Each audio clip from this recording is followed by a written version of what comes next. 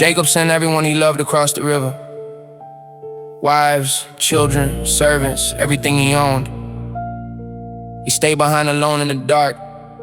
And the text says a man wrestled with him until the breaking of the day. Jacob walked away with a limp and a new name. You don't get a new name without a wrestling match. You don't get the encounter without staying behind alone.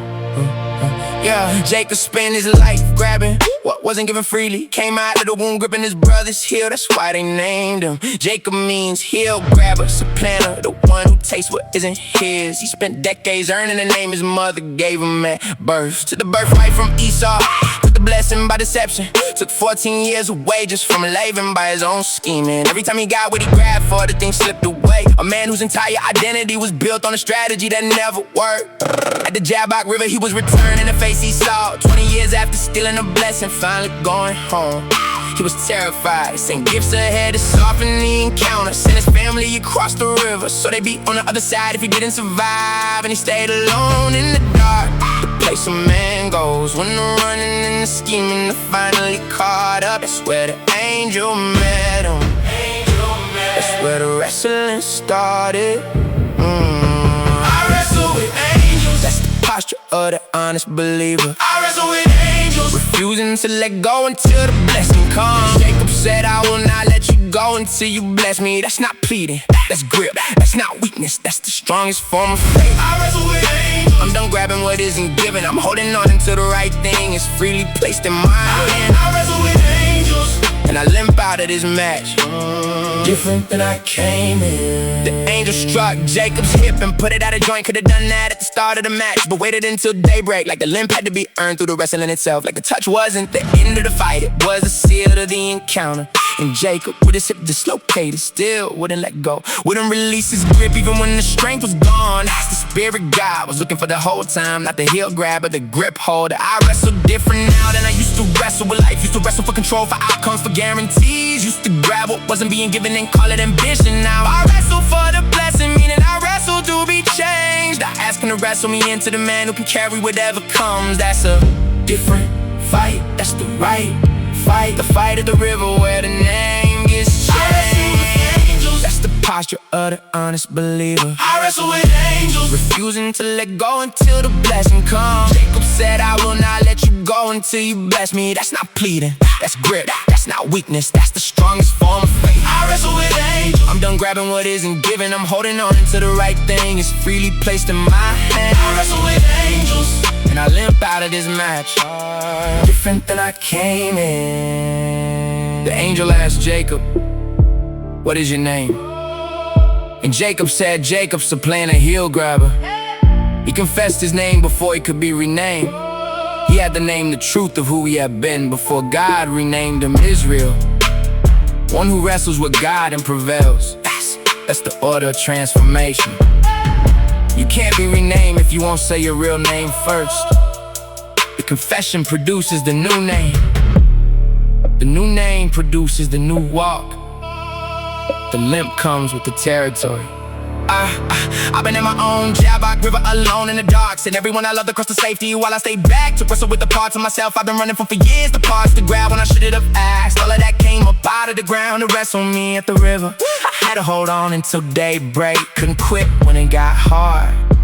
The morning came and I had a new name and a permanent limp, and I wouldn't trade either one. I wrestle with angels, that's the posture of the honest believer. I wrestle with angels, refusing to let go until the blessing comes. Jacob said, I will not let you go until you bless me. That's not pleading, that's grit. That's not weakness, that's the strongest form of faith. I wrestle with angels. I'm done grabbing what isn't given. I'm holding on until the right thing is freely placed in my hand. I wrestle with angels, and I limp out of this match different than I came in.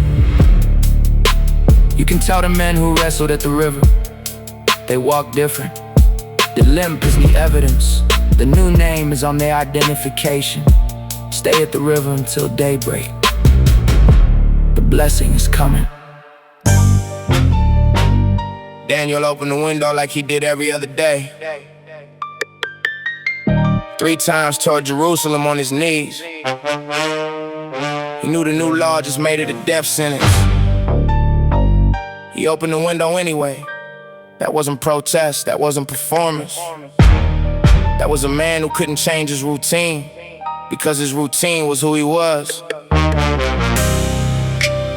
Integrity cost the most, when the cost is most visible. Daniel didn't pray louder because the law changed. Didn't pray quieter to fly under the radar. Opened the same window at the same hour, facing the same direction. Cause what he did wasn't theater, it was identity. And identity doesn't negotiate with the legislative calendar.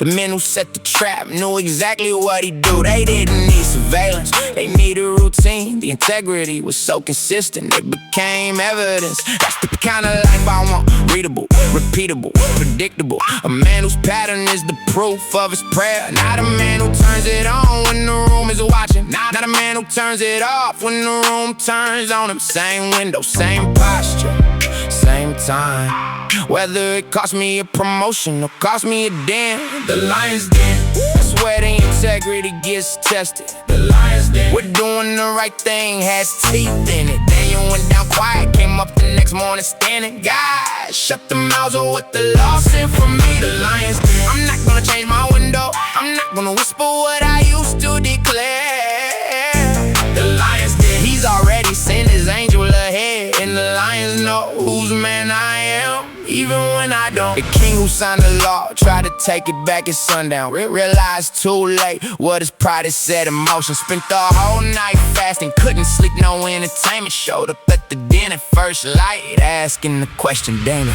as your guy whom you serve continually, been able to deliver you from the lions. And from the bottom of the pit, Daniel answered, "O king, live forever. My God sent his angel and shut the lions' mouths. I have done no wrong before him and no wrong before you." The king who signed the death warrant became the witness, read a decree that all people should tremble before Daniel's God. The trap made the silence the prayer, amplified it across the empire. The integrity that should have ended him established him. That's the math of the kingdom, not by avoiding the den, but by walking into it with the same posture you had outside it. The lion's den, that's where the integrity gets tested. The lion's den, we're doing the right thing, has teeth in it. Daniel went down quiet, came up the next morning standing. God, shut the mouths of what the law sent for me. The lion's den, I'm not gonna change my window, I'm not gonna whisper what I used to declare. The lion's den, he's already sent his angel ahead, and the lions know whose man I am, even when I don't. God didn't keep Daniel out of the den. That's the part the prosperity preachers edit out. God let the law pass, let the trap close, let the lions wait. Then he shut their mouths inside the den. Deliverance isn't always the bypass. Sometimes it's the survival. Sometimes the testimony requires the visit. Sometimes the audience for the miracle is the king, who has to come to the den at dawn and ask the question that's worth a night with the lions. I've had my own dance, not metaphorical, situational. Rooms I went into knowing the integrity would cost me conversations. I had knowing the truth would change the relationship. Decisions I made knowing the right choice would close the door. And God didn't always bypass the den for me. Sometimes he walked me through it with his angel beside me. And I came up the next morning intact, with a story that the people watching couldn't explain by any system they knew. That's the testimony, the angel in the den, not the den you avoid. The lion's den, that's where the integrity gets tested. Yeah. The lion's den, we're doing the right thing, has teeth in it. Daniel went down quiet, came up the next morning standing. God, shut the mouths of what the law sent for me. The lion's den, I'm not gonna change my window, I'm not gonna whisper what I used to declare. The lion's den, he's already sent his angel ahead, and the lions know whose man I am, even when I don't. Don't close the window, don't whisper the prayer, don't water down the routine that built you. The angel is already in the den. Walk in with the same posture you had outside it. Daybreak is coming, the king is coming to the pit at dawn to ask the question. Be ready to answer.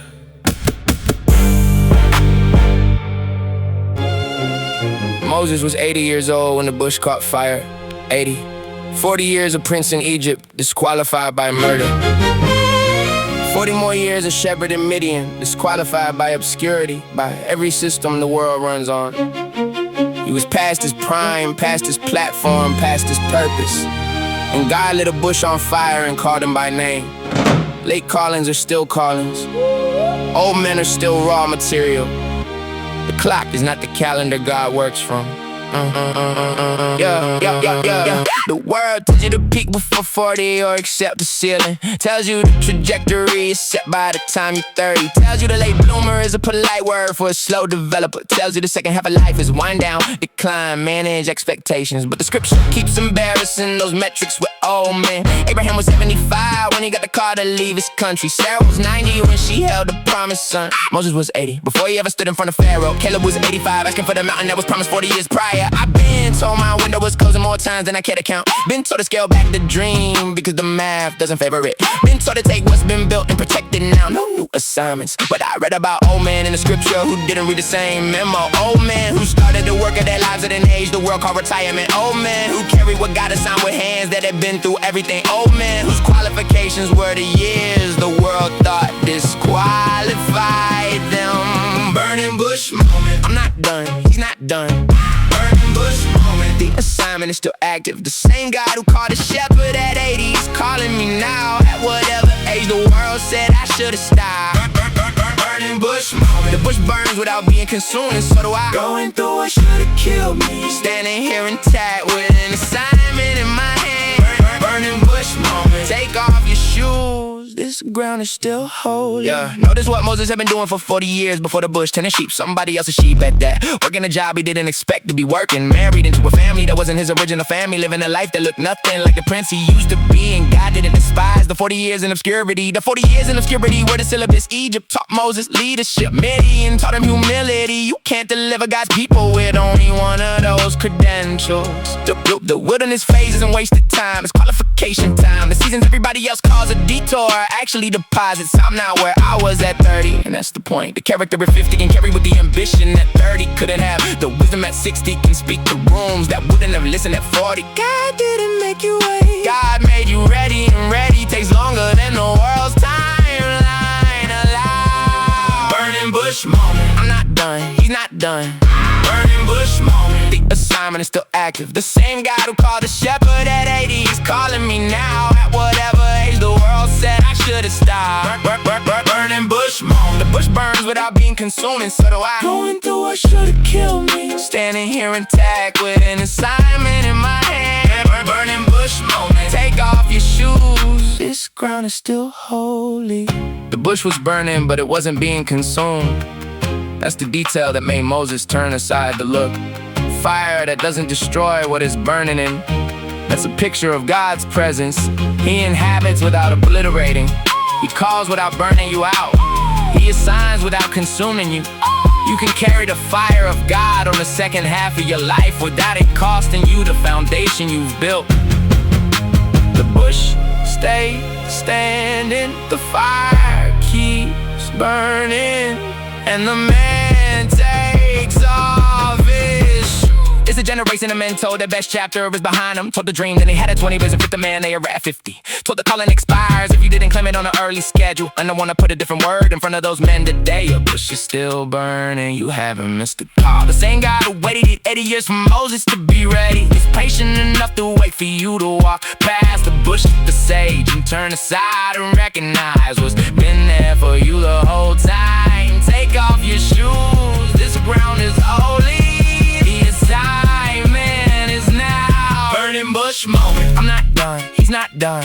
Burning bush moment. The assignment is still active. The same God who called the shepherd at 80 is calling me now. At whatever age the world said I should've stopped. Burning bush moment. The bush burns without being consumed, and so do I. Going through what should've killed me. Standing here intact with an assignment in my hand. Burning bush moment. Take off your shoes.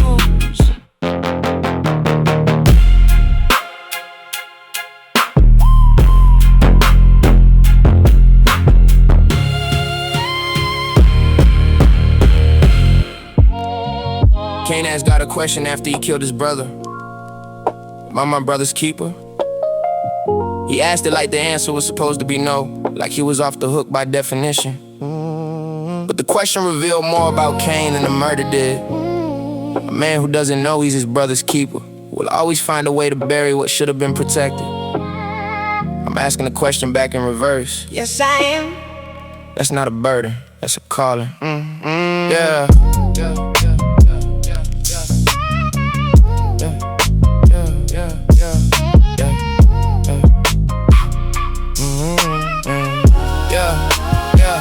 There's a kind of individualism that calls itself freedom, a version of independence that's actually just isolation. That tells me my brother's struggle is his own problem, that I don't owe him my time, my attention, my intervention. But that's not what the scripture taught me about community. The early church had everything in common. That's Acts 2, not his policy, but his posture, not his law, but his love. Of people who refuse to let a brother be lonely in his crisis. I'm my brother's keeper. That's not codependence, that's recognizing the bloodline runs deeper than DNA.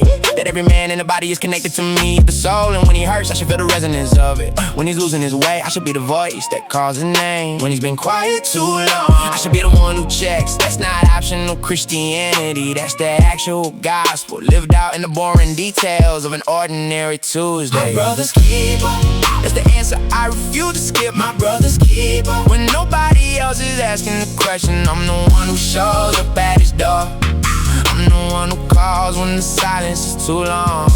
My brother's keeper. That's the assignment. Can't ask it like a defense, I ask it like a commitment. Yes, I am. That's the only honest answer. My brother's keeper, and I'm not putting that down. As a man in my life, I almost lost because I was busy. Almost let the friendship drift because we both had careers. Almost let pride do the slow work of building a wall between us, until something in me said, you cannot afford to lose this man. And I picked up the phone, said the awkward apology first, said the thing that admits I haven't been showing up the way I should. And on the other end was a man who had been waiting for the call, had been suffering quietly for months while I assumed he was fine. Quiet simmering is the most dangerous kind in a man's life, because we're trained that the broadcast was killing us, trained to handle it, to hold it down, to keep moving. And the brothers I love are conditioned the same way I am. So if I wait for him to ask, I will wait until I'm at the funeral. That's the math I refuse to keep doing. The checking is the keeping, the phone call is the prevention. The awkward conversation now is the rescue from the eulogy later. My brother's keeper. That's the answer I refuse to skip. My brother's keeper. When nobody else is asking the question, I'm the one who shows up at his door. I'm the one who calls when the silence is too long. My brother's keeper. That's the assignment. Can't ask it like a defense, ask it like a commitment. Yes, I am. That's the only honest answer. My brother's keeper, and I'm not putting that down. Yeah. Jesus said greater love is no man than this, that he laid down his life for his friends. Most of us will never face that literal moment, but the daily version exists. Lay down your schedule, lay down your convenience, lay down your need to be right, lay down your busy season, lay down your reasonable excuse for not calling them back. That's the cross at the level we actually lie.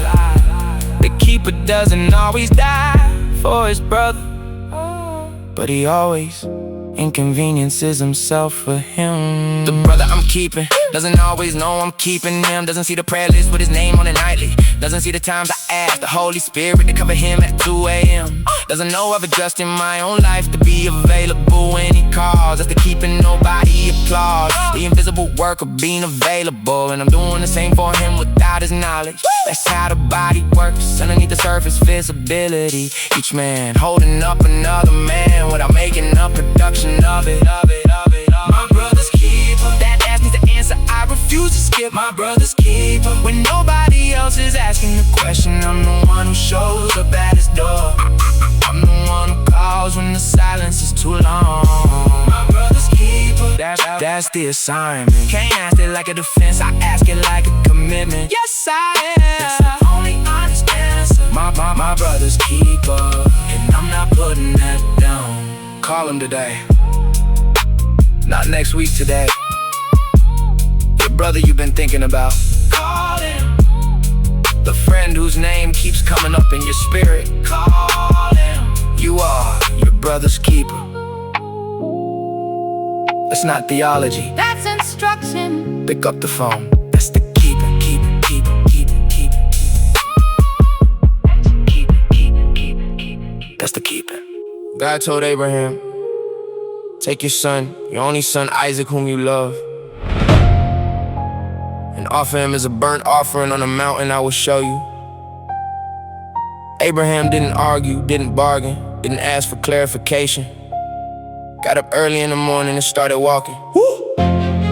3 days to the mountain, 3 days to think about it. And when he got there, he built the altar and bound his son, because he believed God could raise the dead if it came to that.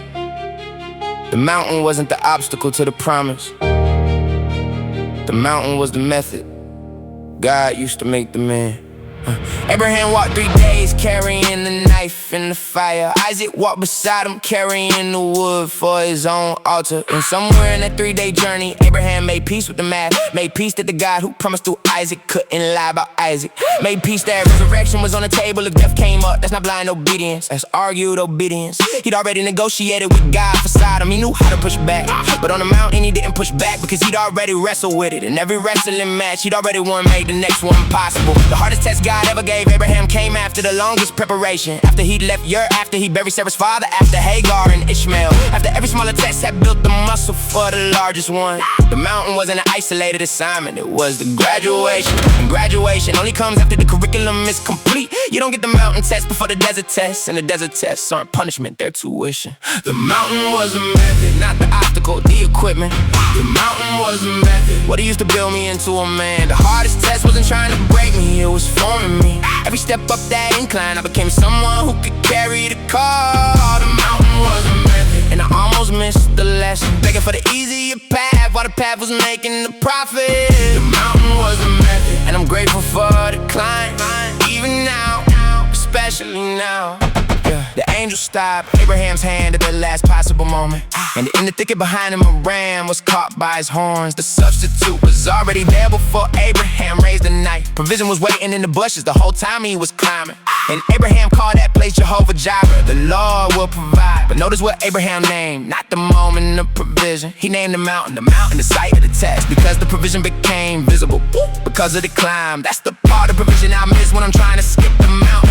The ram in the thicket is only revealed when you walk to the altar. You don't see what God has prepared from the bottom of the hill, you see it from the position of obedience at the top. And every man who walked the hard road with a knife in his hand discovers that God had already placed the substitute in the thicket.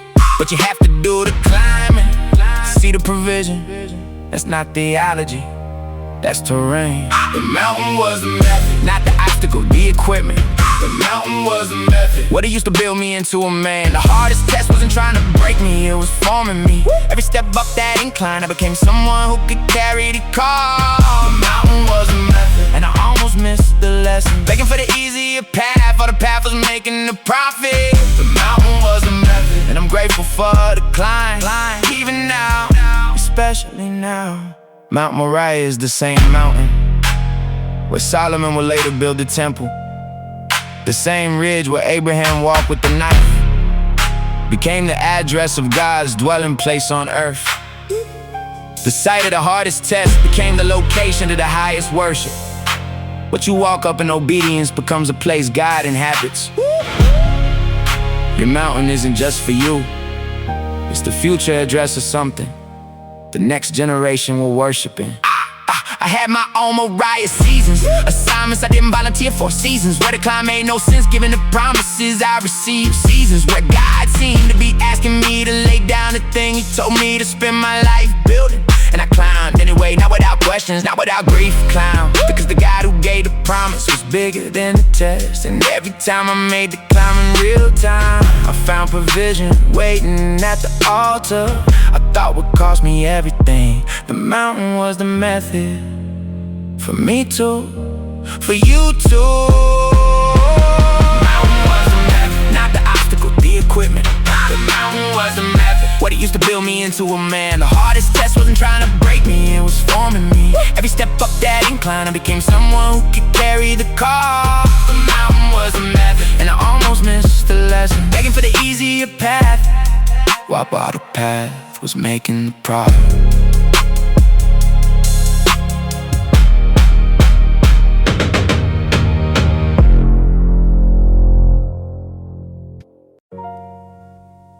Jesus sat down across from the treasury and watched. That's the detail people miss in the story. He didn't just notice the widow he had set up to observe. Rich men came and threw in large amounts. Then a poor widow came and put in 2 small copper coins. And he called his disciples and said, "This woman has put in more than all the others. They gave from their abundance. She gave from her poverty, everything she had." God measures differently than we measure.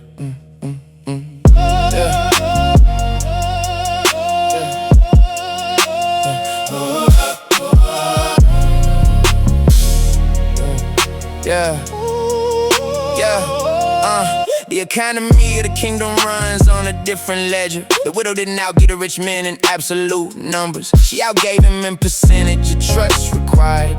The rich man's offerings cost him nothing of their security. Her offering cost her tomorrow's groceries. That's the differential. And Jesus didn't applaud the math, he applauded the cost. The math of the kingdom measures sacrifice, not size. Measures faith, not financials. I've been guilty of giving from my abundance and calling it generosity, throwing in what wouldn't be missed and feeling righteous about the act. But the widow with the 2 coins isn't praised because of the amount. She's praised because the gift cost her her dignity in front of rich men. Because she gave knowing it left her with nothing to fall back on. Because the offering required her to trust God for tomorrow's bread. And that's the kind of giving most of us never get near. That's the giving God measures with the magnifying glass. 2 coins. That's how the kingdom calculates the offering. 2 coins. Not the size, the cost. Now what's left in your account, what you don't have anymore. Yeah. 2 coins. The widow trusted what the rich man hedged, and God saw the difference between the two. 2 coins. I wanna give that way, not from the leftover, from the load bearing. 2 coins. That's the offering he measures. That's the kind of giving that protects me from the gift. I give it the amount that doesn't change my lifestyle, doesn't require any trust on the back end of the offering, doesn't make me wonder if there will be enough next week. That's not stewardship, that's accounting. The widow didn't account, the widow trusted, and the trust is what God recorded in the gospel for 2,000 years. The amount is forgotten, the percentage is irrelevant. What's preserved is the posture of a woman who gave everything. I'm learning to ask different questions about my generosity. Not how much should I give? What is this gift costing me? Not what's the standard percentage? What does this gift require me to trust? The standard becomes a ceiling when the heart isn't engaged. The standard becomes a starting line when the heart is exposed, and exposure is what the widow had. Nothing to fall back on but God. That's the position the gospel records. That's the position I keep trying to climb my way back to. 2 coins. That's how the kingdom calculates the offering. 2 coins. Not the size, the cost. Not what's left in your account, what you don't have anymore. 2 coins. The widow trusted with the rich man hedge, and God saw the difference between the two. 2 coins. I wanna give that way, not from the leftover, from the load bearing. 2 coins. That's the offering he measures. Notice what the widow didn't do. Didn't apologize for the smallness of the offering. Didn't apologize that she couldn't give more. Didn't try to disguise the 2 coins as something larger. Walked up, dropped them, and walked away. She wasn't embarrassed because she knew what she'd given. And God's record matches her interior knowledge of the gift. The smallness was the magnitude. The poverty was the wealth. And the widow walked home knowing she had been seen by the only one whose accountant mattered. I'm not just talking about money, though I'm talking about money too. The 2 coins principle applies to every offering I bring. The time I give when I have no extra time, that's 2 coins. The forgiveness I extend from my own wounds, that's 2 coins. The patience I offer at the end of an exhausting day, that's 2 coins. The checking I make on the brother when I'm drowning myself, that's 2 coins. God measures it all the same way, by what it costs from where I am, not by what it looks like to the people standing next to me at the treasury. That's how the kingdom calculates the offering, not besides the call. Now what's left in your account, what you don't have anymore. The widow trusted with the rich man hedge, and God saw the difference between the two coins. I wanna give that way, not from the leftover, from the low bearing. 2 coins, that's the offering he measures. Don't apologize for the size of what you have to give. The 2 coins were enough. They were the most that day. And the God who set up to watch the treasury saw exactly what your gift cost you. He's still watching. And the smallness of the offering is the magnitude of the worship.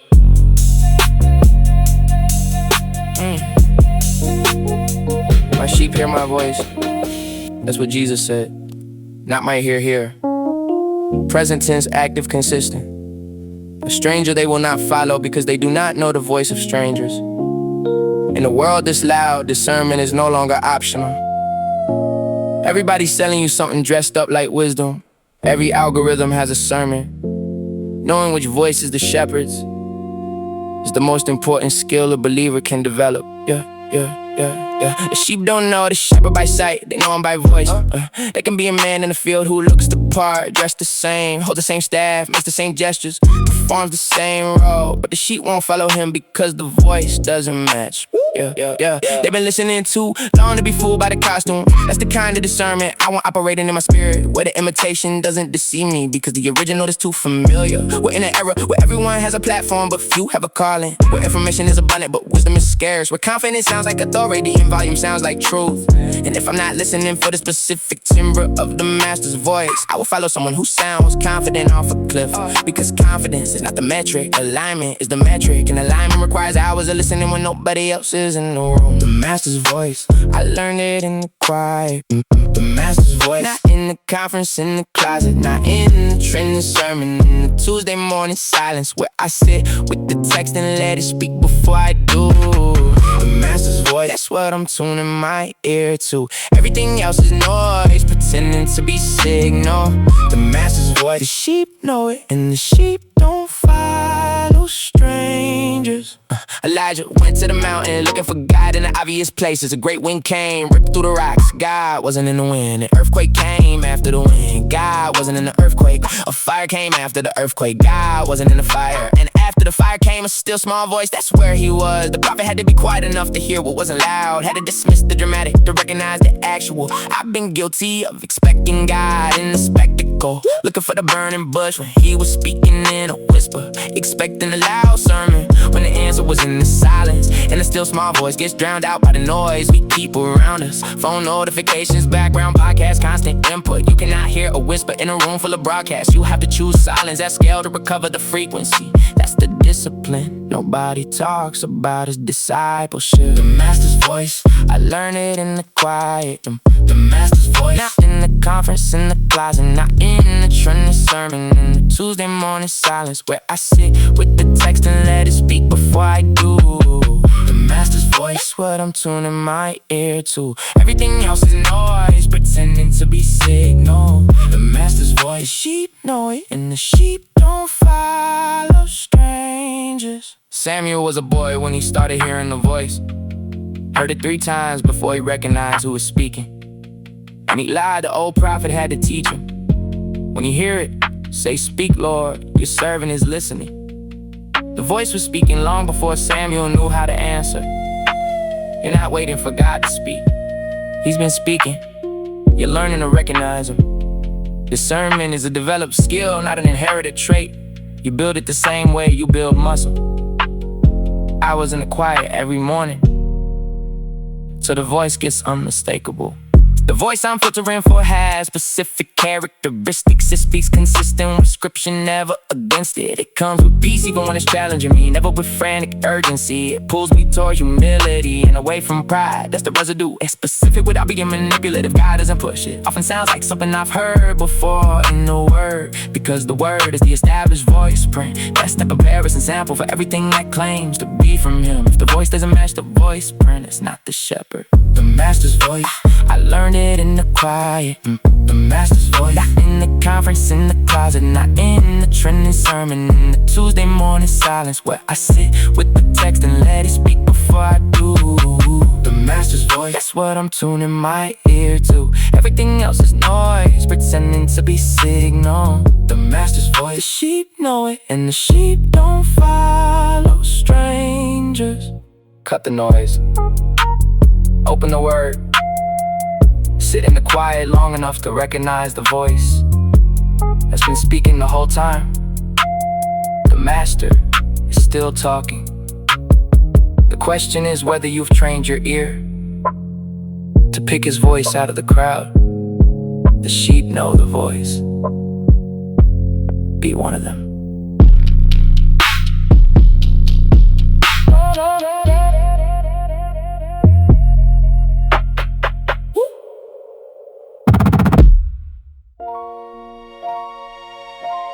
Jesus arrived at Bethany 4 days late.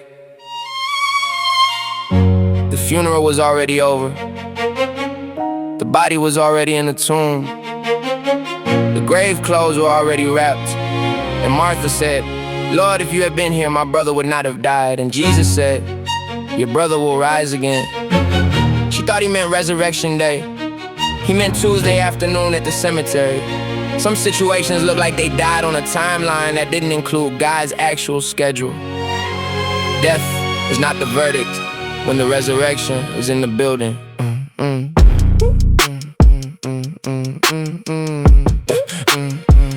Yeah. Lazarus was 4 days dead when Jesus showed up at the tomb. 4 days, past the point where Jewish tradition said the spirit lingered. Past the point of mistaken identity. Past the point of medical resuscitation. This was a finished funeral with a sealed stone and a crying sister. And Jesus wept. That's the shortest verse in scripture. The Son of God cried at the tomb of the man he was about to raise. The grief was real, even though the outcome was already decided. He didn't bypass the morning to get to the miracle. He honored the death before he reversed it. That's the part of resurrection theology people skip. That Jesus didn't pretend the death wasn't real. Didn't minimize the grief, sat in it, wept with the sisters, and then walked to the tomb and said, "Take away the stone." And Martha said, "Lord, by this time he stinks. He's been dead 4 days." And Jesus said, "Did I not tell you that if you believe, you will see the glory of God?" The stink wasn't a barrier, the stink was the testimony. The longer it's been dead, the louder the resurrection sounds. Lazarus standing up, what I thought was finished.